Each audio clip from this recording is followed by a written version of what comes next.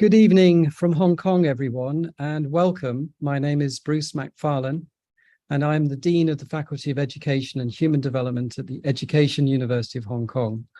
I'm delighted to introduce our speaker this evening as part of our Distinguished Professors online series.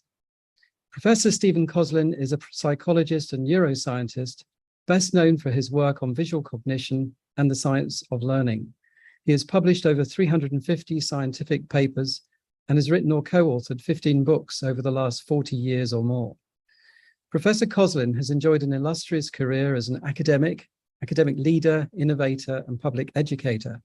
He spent a large part of his career at Harvard University, where he was made a professor at the tender age of 34. He spent 3 decades at Harvard, becoming chair of the Department of Psychology and Dean of Social Sciences. As Dean, he actively participated in efforts to revise and improve the curriculum by drawing on his extensive research in cognitive psychology and cognitive neuroscience. In 2010, he moved to Stanford University to become director of the Center for Advanced Study in the Behavioral Sciences and professor of psychology. Professor Kosslyn was the first in his family to attend college, something that motivated him, in his own words, to make college more relevant and accessible to the broader population. In 2013, Professor Kosslyn became the founding dean of Minerva University, formerly Minerva Schools at KGI, in which all classes are conducted as online seminars with no more than 19 students. 5 years later, in 2018, he created Foundry College, an online 2-year college designed to educate working adults to fill middle skills jobs. He is also the founder, CEO, and president of Active Learning Sciences, which designs courses and educational programs using cutting-edge, science-based active learning. During the course of his career, Professor Kosslyn has received many prestigious honors, both in the United States and internationally. They are too numerous for me to list fully, but include a Guggenheim Fellowship, the J.L. Signoret Prize for Neuropsychology in France, several honorary doctorates from European universities, and election to many prestigious academic societies. Professor Kosslyn, we are honored to welcome you to our university as a distinguished visiting professor. We very much look forward to your presentation this evening in Hong Kong, and we look forward to being actively engaged by you as well. So please welcome Professor Stephen Kosslyn.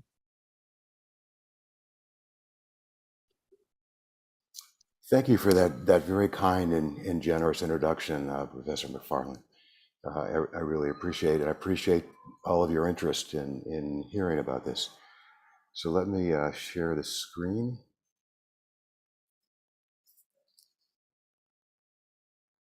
So I'm going to be talking about the sciences of active learning. So 3 parts. I'll first talk about what the science of learning is more generally, and then talk about how the science of learning gives rise to active learning, and then give you 3 examples of principles from the sciences of active learning. So what is the science of learning? That's where we got to start. Here's a definition I pulled off the web. The science of learning draws on research from cognitive psychology, neuroscience, and education. And that's why, by the way, it was plural. There's obviously more than one science going on here, to understand the processes through which we learn. So learning and memory are really different sides of the same coin. You can't really have learning if you don't have memory, if you don't retain it. You can't have memory if you didn't learn it. So they're really different sides of the same coin. The science of learning, enormous amount is now known about how learning and memory work. So learning consists of encoding, which is taking information in, and storage, which is integrating information into what you already know. Memory consists of retention, preserving information over time, and retrieval, digging information out when it's needed. Very little of that information has come from laboratory studies primarily, but not exclusively, about learning and memory is systematically used in education currently. The science of learning has straightforward implications for how to teach. I'm going to explore a few of those today.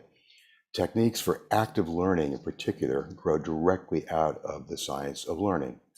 So let's talk about what active learning is. So The way I use the term, active learning is using information or skills in the service of achieving a learning objective. So it's using information or skills, you're doing something with it, but you're doing something that's goal-directed. It's in the service of achieving a particular learning objective. It's learning by using, it's not learning by doing. So it's not just a discussion, unstructured discussion, or exploratory activities. The way I'm going to use the term active learning is very much goal-directed. So active learning depends on specifying clear learning objectives. So learning by using is goal-directed. So let's pause for a second and think about what a learning objective is. It's not a topic. It's observable, it's specific, and it's active. So look at this example. So understand DNA and RNA. Now, it's not a topic, so that's good. It could have just said DNA and RNA. That would be a topic. So, but understand, very difficult to observe. The different levels, very hard. Not specific, not active. Here's an improved example. Describe, it starts with a verb that you can in fact observe and measure the chemical and structural characteristics, DNA and RNA. So that's observable. We can see if they describe it correctly or not. Specific, it's active. So learning by using requires goal-directed lessons. Theme I'm going to pick up on repeatedly. Why do we care about active learning? Active learning is more effective than traditional lectures. Don't just take my word for this. There's been hundreds of studies, literally. Here is a classic meta-analysis reported in 2014 now. 225 or so studies were analyzed. Let me just read this to summarize the conclusions of this meta-analysis of studies that compared active learning with traditional lecturing. It says here, the studies analyzed here document that active learning leads to increases in examination performance that would raise average grades by half a letter, and that failure rates under traditional lecturing increased by 55% over the rates observed under active learning. Finally, the data suggests that STEM, that is science, technology, engineering, math, instructors may begin to question the continued use of traditional lecturing in everyday practice, especially in light of recent work indicating that active learning confers disproportionate benefits for STEM students from disadvantaged backgrounds and for female students in male-dominated fields. There have been many follow-up studies since this was published, including meta-analyses in other non-STEM fields. They all tell the same story. Active learning is really effective. Why is it effective? Principles from the science of learning. So I want to give you 3 examples. These principles are based on large empirical literatures. They capture highly replicable phenomena. They're large effect sizes, so I wasn't just interested in p less than 0.05. Wanted something that really would move the needle, something that would matter. And they're very general. These principles can help humans learn anything. So let's start with a demo. So I'll practice what I'm preaching here. I'll do a little active learning. So let us do this. You will soon see a list of words. Each word has living or height in parentheses before it. If you see living before it, please decide whether the word names a living thing. So for example, if you saw living, then tree, you decide yes, it's a living thing. But if you saw living, then rock, you say no, it's not a living thing. This is silently to yourself, by the way. If you see height, on the other hand, please decide whether the word as it's printed, the way you see it, has a taller letter that is a higher ascender at the beginning and at the end. So look at the way this word house is printed here. The H rises above the E. So the answer is yes. The first letter has a higher ascender than the last. But now look at mouse, where the M is actually the same height as the E. So the M is not higher. Or most, where the M is actually shorter, the T is higher. So both of those are no. Okay, let's, just to be clear, go through a couple sample examples. So answer, living lizard, what would you say? Yes or no? Okay, how about height? What's the answer for that? with ant. And height for dog, living for brick. Okay, so for lizard, the answer is yes, it's living. For height for ant, the answer is no, the T is actually taller than the A. For height for dog, the answer is yes, the D is taller than the G. And for living brick, the answer is no. Okay, so let's go through a list. Please make the indicated judgment for each word in the following list. Please do this silently and don't write anything down. Okay, let's go.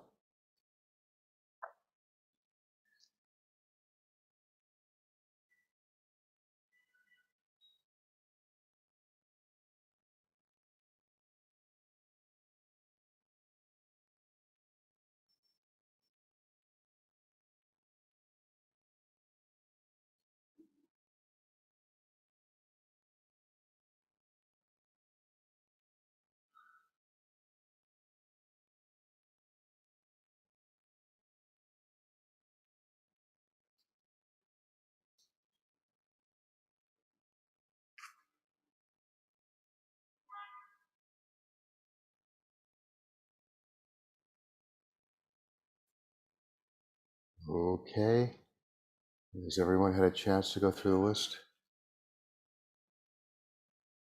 Give you a few more seconds.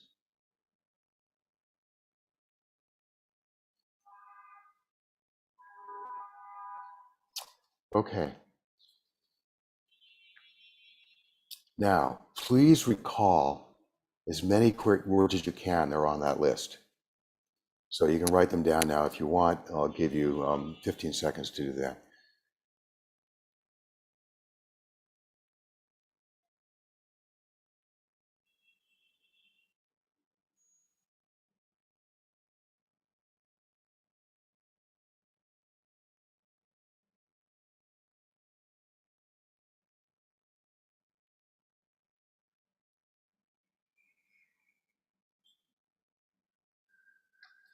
Okay. So now look at the words again and count how many words you correctly recalled following each type of judgment. It's the honor system. We're not grading anybody. So just go through and score yourself. So how many did you get correct?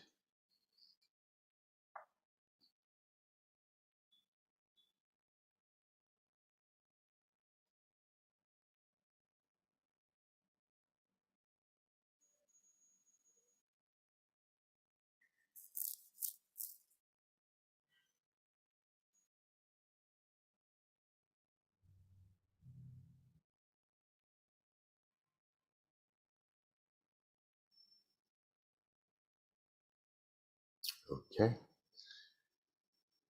And now the key question is, note more words that you had judged in terms of living, non-living, or more words that you had judged in terms of relative height of the first letter.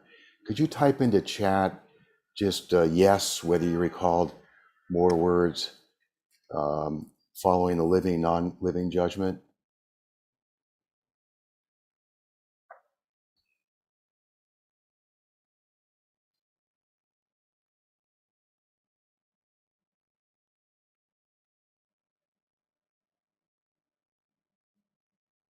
So typical result, most people, usually more than 90%, recall more words that they had judged in terms of living, non-living, than they had judged in terms of higher, not higher.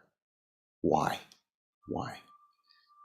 Judging whether a word names a living thing requires more mental processing than judging surface properties.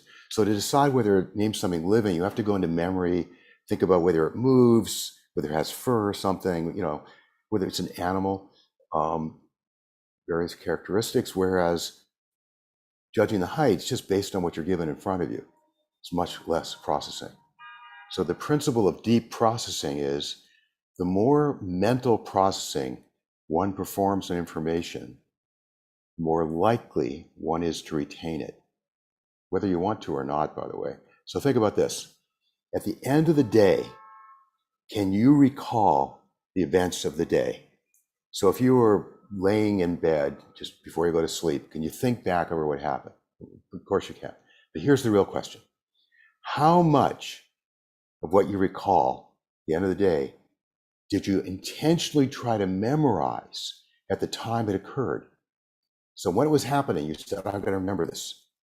So I've done this with probably almost 2,000 people now, where I ask audiences to indicate whether anybody in the room intentionally tried to recall 50% or more. No one has ever said that. And then I say, how about 25% or more? I've gotten 3. And then I go down in increments of 5. The modal number that people report is somewhere between 5 and 10%. So think about this. That implies that 90 to 95% of what you recall at the end of the day, you didn't intentionally try to memorize. It's what's called incidental memory. The vast majority of what is remembered is a byproduct of paying attention and thinking through the information or event. This is really a fundamental fact about how memory works. The vast majority of what is remembered is a byproduct. You didn't try, wasn't intentionally tried to memorize. It's incidental memory. So focused deep processing is really important in instruction. Active learning exercises should direct learners to focus on what they need to know to achieve learning objectives. So when you design an active learning exercise, it's really about having them focus on the information that underlies achieving learning objective. Let me give you an example. So this is a debate. So a debate is a technique to induce deep processing of material that underlies the learning objective. So here's an example learning objective, for an example debate. This is the most neutral one I could think of. Identify trade-offs between living on a farm versus living in a city. Say it's a sociology course, and you're talking about different lifestyles, urban versus rural, say.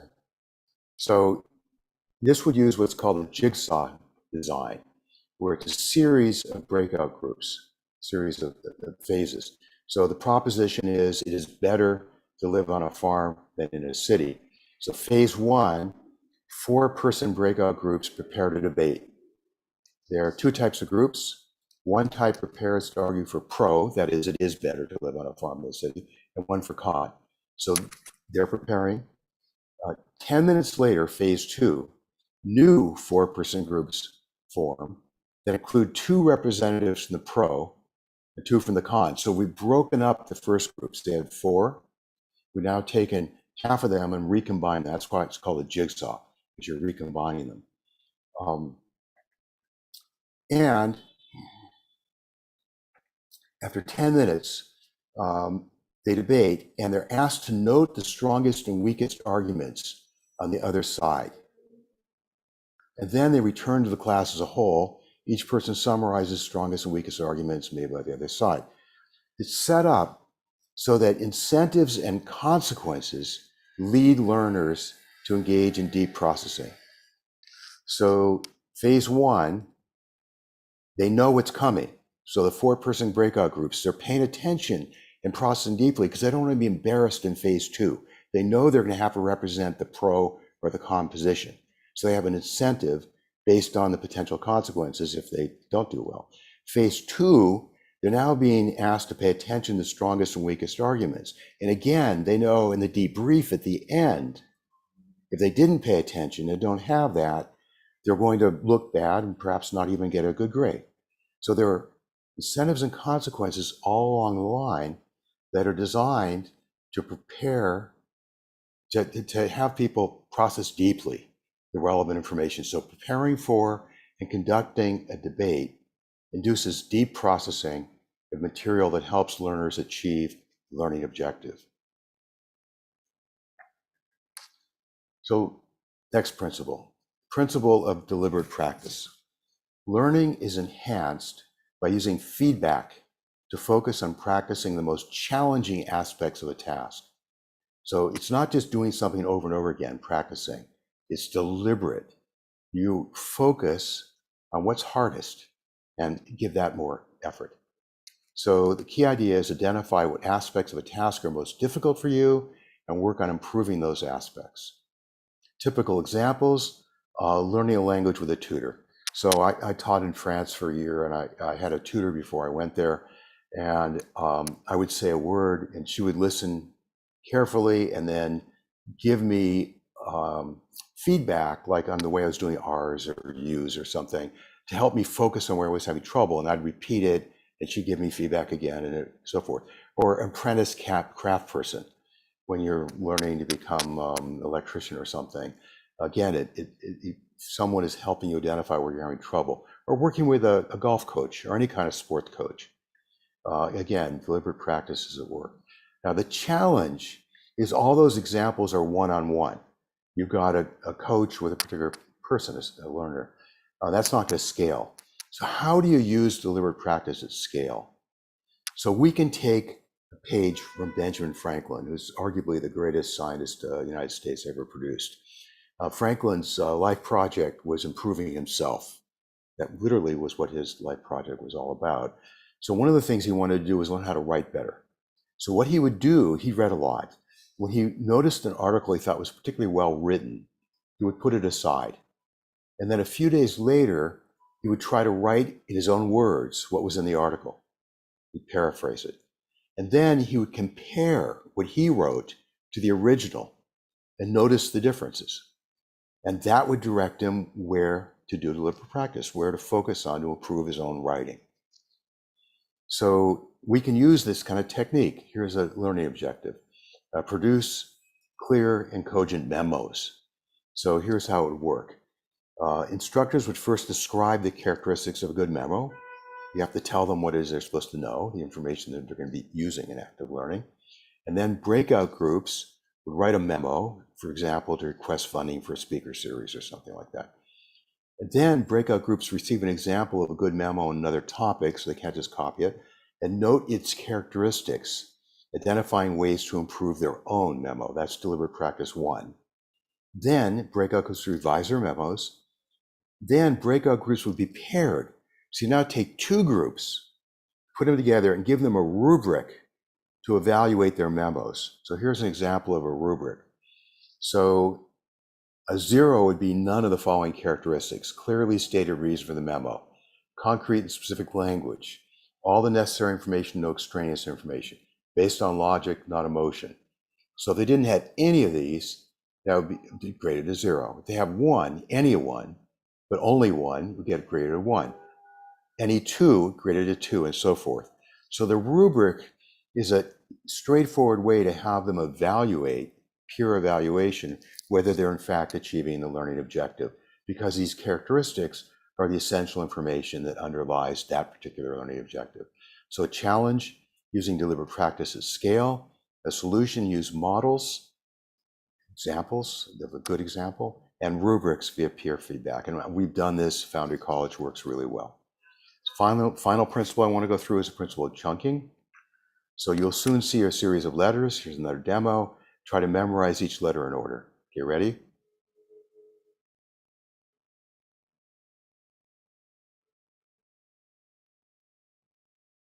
Okay. How many letters can you recall?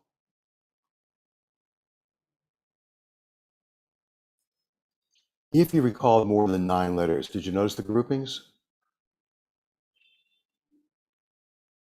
Okay, now everybody look for 3-letter acronyms, 3-letter shorthand abbreviations of famous organizations.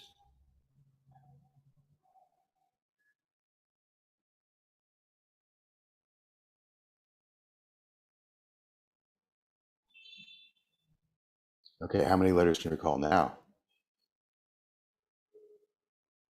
Did you notice groupings? So this is a bottom-up way of doing it, where I've used proximity and similarity. If you notice those groupings, it's not very hard, but if you didn't, it's almost impossible. In fact, it is. Principle of chunking. Learning is easier when material is organized into 3 or 4 organized units. They're called chunks, organized units, each of which itself can contain 3 or 4 units. So this is important for minimizing cognitive load. You want to minimize cognitive load by never requiring learners to process more than 4 chunks. How do you define what a chunk is? You can use perceptual grouping laws, Gestalt laws of organization, to organize material into a new higher order chunk. So you want to use these laws four or fewer chunks. I call this the birds of a feather rule. So here are the two main ones. There's actually over 100 of these, but here are the two main ones. Similarity. If you look at the top, you see two groups, X's, black X's or red O's. On the bottom, similarity, you now see four, just based on how similar they are. They get clustered. Below that, proximity, you see not 8 separate X's, you see two groups of 4 on the top, or 4 groups of 2.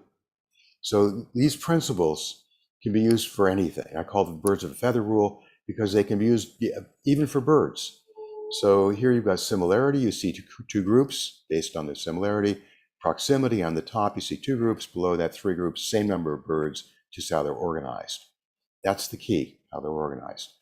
I said that hierarchical organization is crucial. This is a diagram showing you who is playing what instrument in the Boston Symphony Orchestra. When you first look at it, you see 3 big wedges. That's the top level. So you see a wedge here, a wedge in the top, and a wedge in the right. Then within each of these, this is the hierarchical part. You see how proximity has been used to group the first violins, and there's a space here for the second violins. See over here, similarity is grouping the double basses, similarity in shape and orientation and size. And you've got the cellos and the violas. In the middle here, there's some other rules at work. There's symmetry, which I didn't mention. You see that groups the woodwinds here. And there's good continuation. Those are the 4 really big ones. So, but you see this is beautiful because it's hierarchically organized. So you can take it in. It doesn't seem totally overwhelming. It's not like it's randomly laid out. It's an enormous amount of information present here. So chunking is not just for visual materials. For example, in one study, a participant learned to memorize 79 random digits presented 1 per second by organizing them hierarchically. So he came in 3 days a week, at least for 18 months, a case study, and they read to him a digit every second. And he was a long distance runner. And what he was able to do is organize the digits into times of segments of races he had run, and then organize the segments hierarchically into a mythical marathon he could have run. So it applies also to concepts. So you can think about 2 different classes of principles, think it through and create connections, which is what I do in this book I wrote. So one way to chunk lesson plans, important, is identify where in a lecture each exam question was answered. So imagine you wrote out your lecture and now you look at your exams and you see in the lecture where you address them. That's the important stuff. And you group those into conceptual chunks via similarity in the content and proximity in time. So those are little chunks where you're addressing something that you later asked them about, something you thought was important. You can then eliminate the material you didn't ask about. If you didn't ask about it on an exam, it's probably not that important. And you can insert active learning exercises after those chunks. So we do this in terms of what we call learning sandwiches. So there are 2 types. Front-loaded is where instructor gives a brief lecture. It addresses a particular learning objective. And then learners engage in active learning, doing an activity that uses that information from the lecture. And then the class as a whole debriefs. You can also do backloaded, which I've been doing a lot of here in this talk, where I introduce a problem or sometimes a demo, and then you engage in active learning to frame the problem, understand the issue, and then the class as a whole debriefs and a reveal. So the most famous example of this is Eric Mazur's Pure Instruction. Let me give you an example. Imagine he's teaching kinetics in physics. So he gives an example of where you have a yard by yard, say, sheet of iron. You heat it up red hot. You've cut out in the center a hole that's maybe a foot in diameter. So a foot across, and you pop it out. So now you've got a hole. You heat it up red hot. The question is, will that hole get smaller than it was after it's heated up, larger, or stay the same size? The critical thing is it's been heated uniformly. So he'll give this at the beginning as a problem, have them go into breakout groups to discuss it. Usually they vote right before. So larger, smaller, same size, discuss it, and then vote. They often get better, by the way, even though nobody got it right to begin with, they may get it right later. Think about it. What do you think the answer is, by the way? Gets larger, smaller, stay the same size. The critical thing I said was it's uniformly heated. The intuition some people have is they know that things expand when they heat it up. So they may think the 4 quadrants expand and push in the circle. That doesn't happen. The reason why not is because the molecules right around the edge have the same energy as all the other molecules. So they're pushing out. You'd need additional energy to push in and overcome that. You don't have it. It's uniform. So at the end, he does a little lecture where he debriefs. So we do our class sessions in terms of a set of these learning sandwiches. So we might do a learning sandwich backloaded, an intro, we frame the problem, do a poll, single phase breakout group, and then a debrief or reveal with a poll again and a little lecture explaining it. Learning sandwich 2 might be front loaded, a video or lecture, and then a 2-phase breakout, debrief, and so on, wrap up with question and answer, and then usually a formative quiz at the end. So the science of learning, enormous amount is now known about how learning and memory work.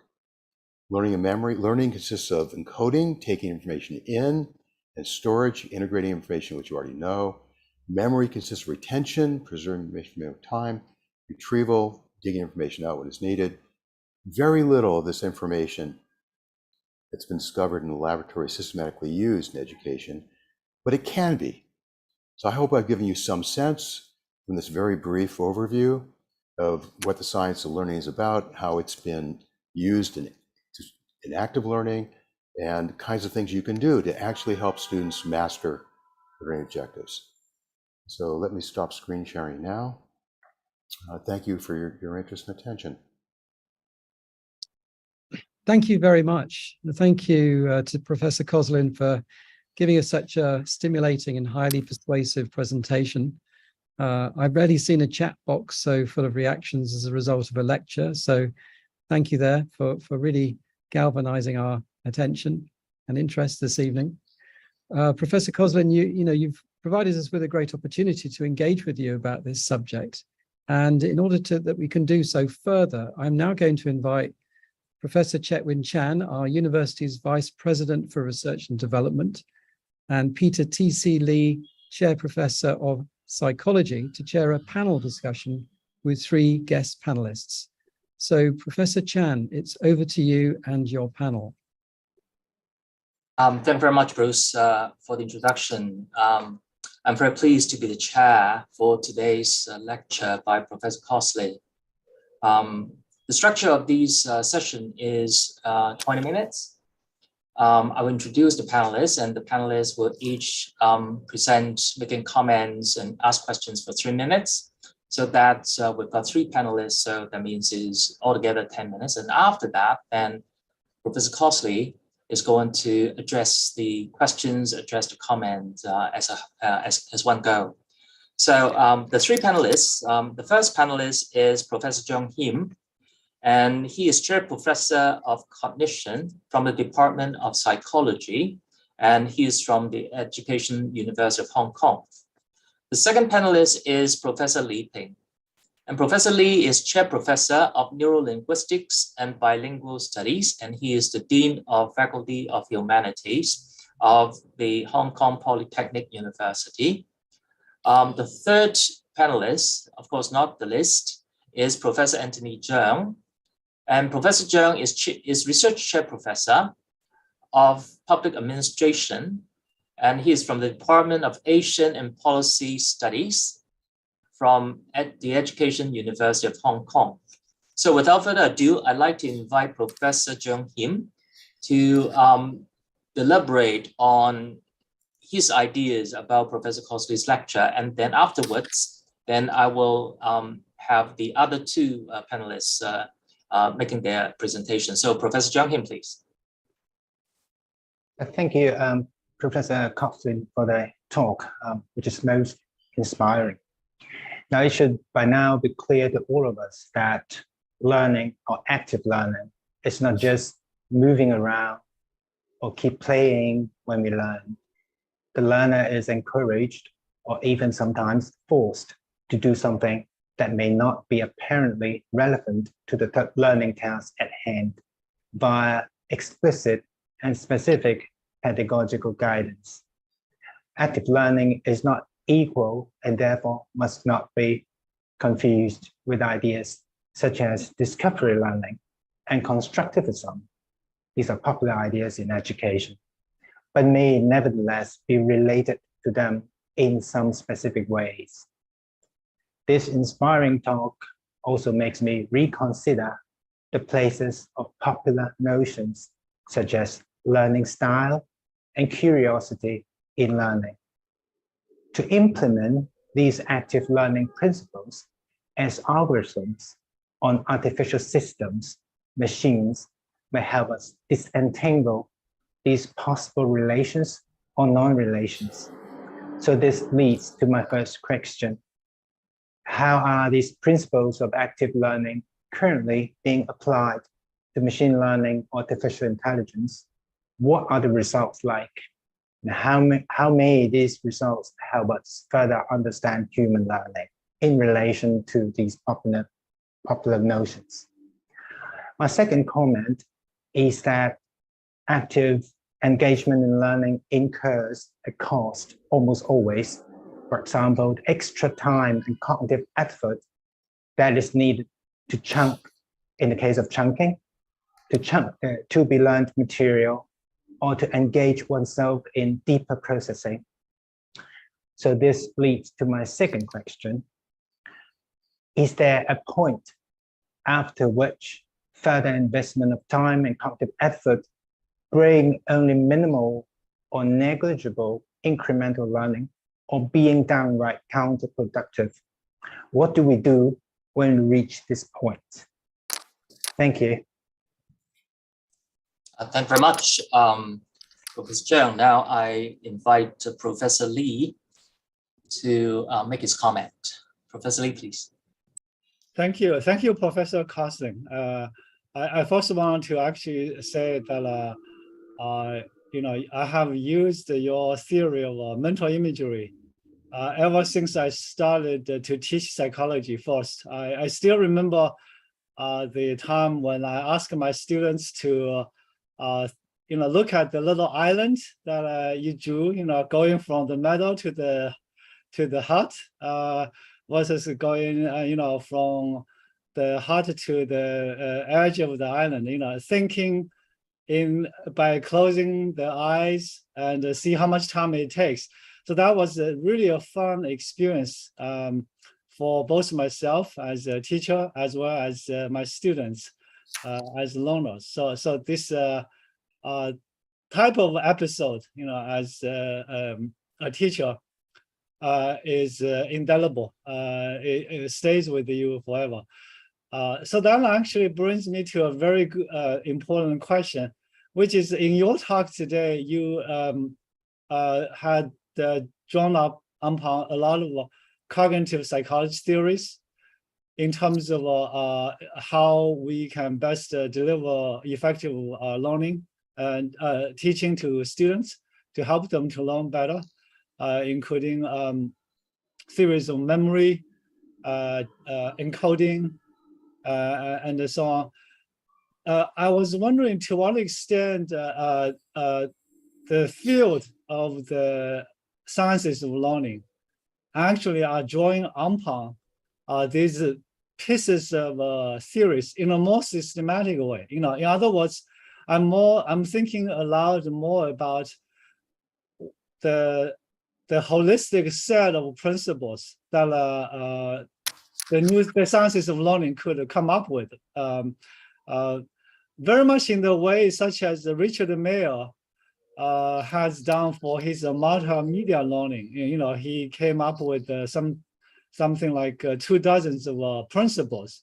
So I'm curious as to how we might leverage theories of cognitive science and the cognitive psychology to really inform instructional designs so that we can really tell the teachers these are the principles that we should follow for enhancing active learning in students.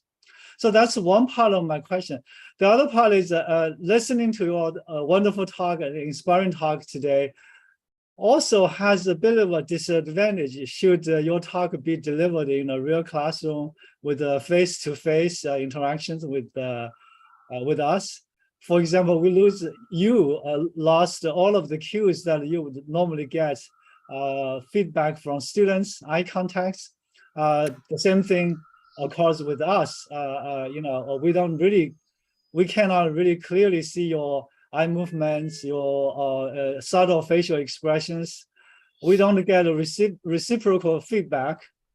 We don't get a contingent responses, gestures, joint attentions, share the common grounds. All of that are sort of absent in some way. So the Zoom lectures can never really replace truly face-to-face in-person discussions.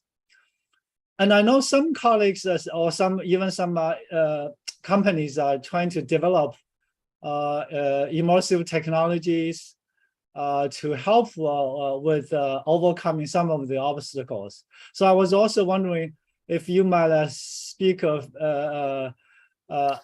this point regarding how we might actually leverage new and emerging technologies to study and to understand what's best for effective and active learning. Thank you.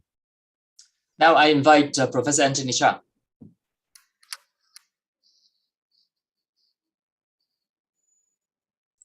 We can't hear you. You need to switch on the mic. That's the problem of online learning. Thank you very much, Professor Kosslyn, for a stimulating presentation. In your talk, the kind of examples that you gave are mostly to do with the interaction between the teacher and the learner, and the cognitive process, how to frame the code and code matters. But I suppose you are not just talking about the neural skills of learning, because I've read some of your interviews elsewhere, and you're really advocating a rather innovative transformation of learning. And I remember in one of your many interviews, when you asked, okay, what's wrong or deficient in the US system of education, areas for improvement, and then you identify a few, including, apart from active learning, you have learner objectives, hybrid classroom, transfer to the workplace, and universal learning. Now in Hong Kong, I suppose, whether in schools or universities, we have a bit of everything. We do have learner objectives, and we are now so used to hybrid teaching because of COVID. And transfer to the workplace, yes, we emphasize applied learning, applied studies. We emphasize continuous education on continuous learning. But I suppose learning is not just about the method or the skills. It may have to do with the context, the process. Sometimes you have all these things, but the actual outcome may be quite different because the practice it matters, in my view. So from your experience, what are the hurdles? And how can people be helped to overcome those hurdles, whether organizational, pedagogical, or psychological? And then, are there anything that we need to do with teacher education? I mean, the conventional way of teacher education, is it outdated? Where are those areas where reform should be kickstarted? Thank you. Thank you very much. We've got these three panelists asking questions, commenting, and now is Professor Kosslyn, please. Thank you. Those are very stimulating and interesting questions. How much time do I have to answer them? 10 minutes. 10 minutes. Okay, that'll be plenty. So I'm perfectly happy to have actually a discussion. So I'll give you my initial answer, and then if you have a response, that would be fine. We'll take it from there. So let me do them in order. A presentation starting with Professor Heem. So the question there was, how do you relate active learning to machine learning, artificial intelligence? How may these results help us further understand human learning? So first, disclaimer, I'm no expert on machine learning and artificial intelligence today, but my understanding, such as it is that most of what these fields are now doing is really about classifying, extracting underlying dimensions in data, or organizing material in various ways. Machines are really good at doing that sort of thing. but it struck me, thinking about your question, that an interesting way to look at it is to ask, what can machines do better than we can do? And at least as of the foreseeable future, what can humans do better than machines can do? So I actually looked at this, and I wrote a piece for Harvard Business Review, which was published in 2019, I think. We looked at it, and it looked like there were two big factors that distinguished what humans could do, at least as of now and foreseeable future, better than machines. So think about, for example, a physician. Diagnosis is something that machines can do already very, very well. So that's a good example of classifying, extracting underlying dimensions, organizing material. Really good. Machine learning is really good at that. But think about sitting with a family and giving them the diagnosis. It's much harder to think about how a machine is going to be able to do the kind of subtle picking up on nonverbal and being able to adapt what to say based on reactions and so on. So I looked at a lot of examples of different professions, ranging from bartender, barista, up to lawyer, physician, and many other things, and was able to parse out two factors that seemed to run through what humans did better than machines did. So one is context. Humans are very good at taking context into account. And why context is interesting is because it's open-ended. Context is always changing. Every time someone new walks in a room, or some new politician is elected, or just constantly changing. And by its nature, machine learning depends on data that's already been collected based on previous past events. So you can have qualitative shifts in context. So humans are really good at that. It's going to be hard to have machines do it as well as we do. And the other thing that was a thread that ran through all the stuff that humans did better was emotion. Humans are better at using emotion to prioritize what's important for us to do, but also being able to pick it up from other people. And that's a kind of context, right? And use other people's emotion to modulate what we do and how we interact. So that's sort of my take on the relation between machine learning, AI versus human learning today. The other question you asked was about, is there a point at which further investment of time or cognitive effort will bring only minimal or negligible human learning, incremental learning? And what do we do when we reach that point? Really interesting question. So I have three thoughts on this. One, what we would do depends in part on where the inflection point is. That is, where the point of diminishing returns turns out. So if learning at that point is excellent, people are doing really well, then we might want to shift to focus on what to do with the learned material. That is, for example, critical thinking or problem-solving skills. If in fact we've really understood how to help people learn to the point where 90-some-odd% good enough. But if learning is not very good at the inflection point, we might want to focus on more personalized learning to take advantage of individual differences in motivation. I'll say more about that in a minute. Background knowledge and so forth. So I think there's another increment of learning that can take place by personalizing. That's first thought. Second thought, for some applications, even a small increment may make a big difference. So in surgery or maybe finance, so the added effort might be worth it, even though it is a point of diminishing returns. Every little bit might help. And then finally, it's a moving target. New material needs to be taught. It is being discovered every day. And it's not clear whether current technologies, techniques will apply equally well to everything. We may have to develop new ways of doing active learning as we go along. So it's a really stimulating question. Fortunately, we're not in the position yet of having to worry about it. But we still have a long way to go the way things are now. So that was my take on what you had to ask, Professor Heem. If we have time, any responses from you, or should I go, Chetwin, should I go through them all first and then have responses? How do you want to do it? Okay. Address all the questions. You still have 5 minutes, don't worry. All right, let me go. Professor Ping. How can we leverage theories of cognitive science psychology? Great question. I've been devoting the last 10 years or so to answering that question. I think that the answer focuses on identifying the constraints imposed by the cognitive architecture, like working memory limits, and the things we do really well, like our ability to do analogies, our ability to integrate information into what we already know. So I think you want to look at both sides, the constraints imposed by cognitive architecture and the things that evolution has given us that we're really good at. And we want to use that to further refine the principles from the science of learning. And we want to refine those principles also in the context of educational practice.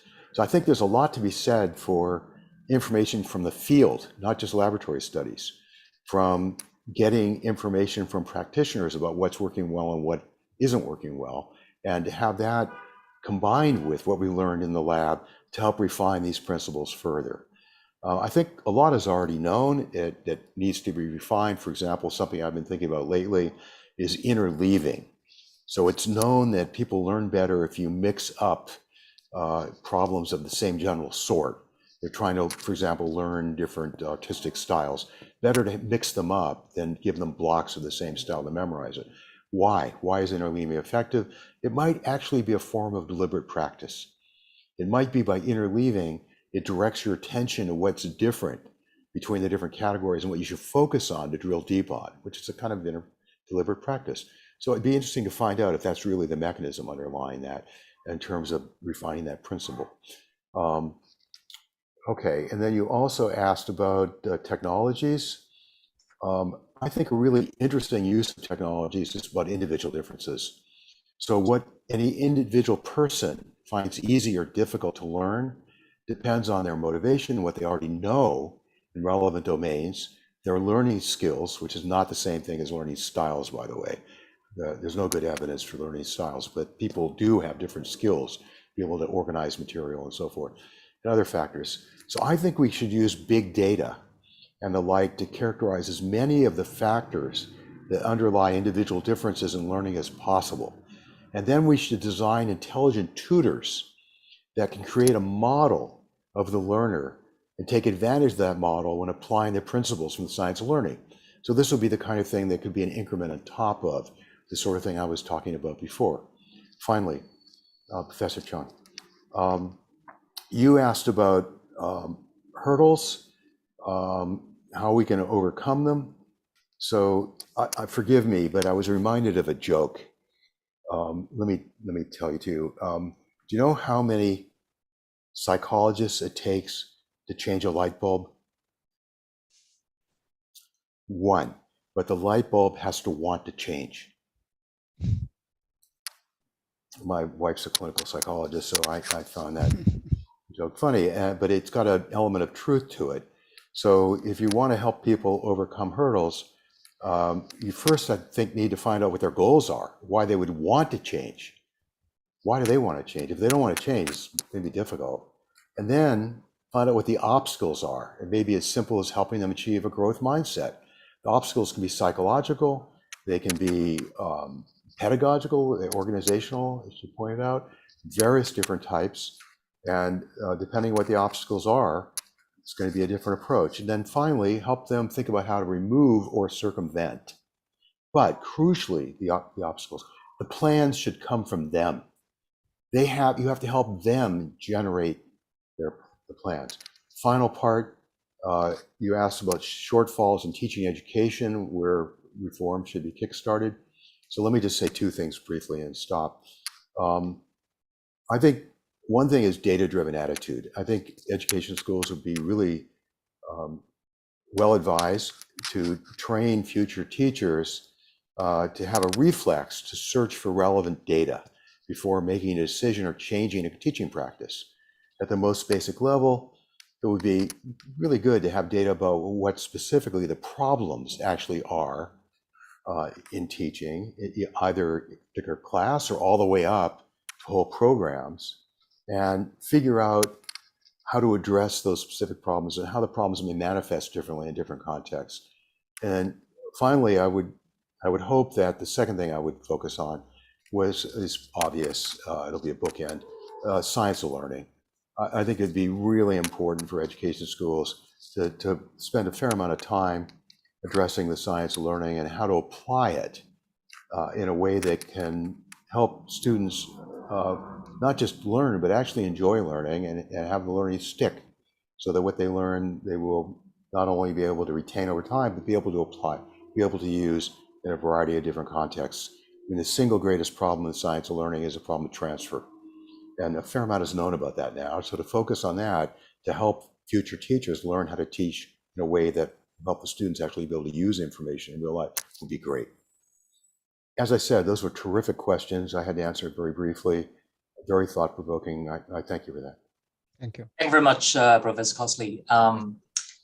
I selected 3 questions from audience. There are many more, but I think because of time, I can only choose 3 questions so that you can address them. The first question is from Patricia To.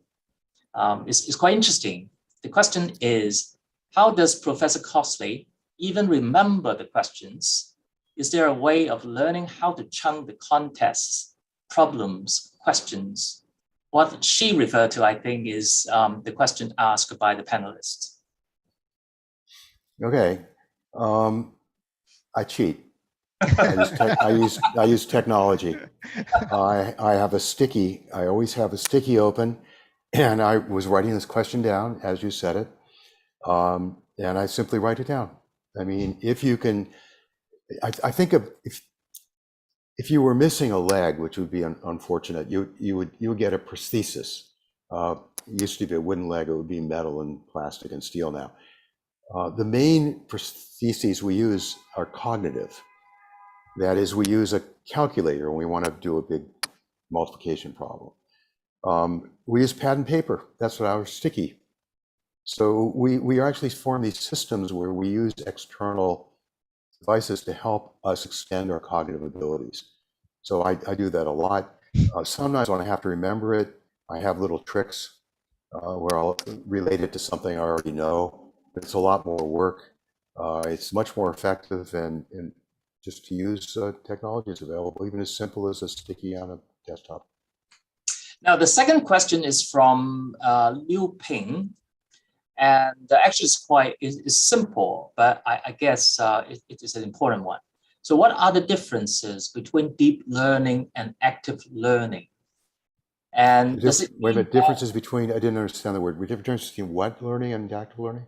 Deep learning and active learning. Yeah. So does it mean that once when a person is active, then it will go through or achieve deep learning? Right. So active learning is a general category where people learn because they're engaged. So they're led to pay attention and think through information, or they're led to set up new connections, to organize things and integrate them in new ways. Deep learning is a particular principle that can be exploited in the service of active learning. So those principles I went through could be used to set up exercises.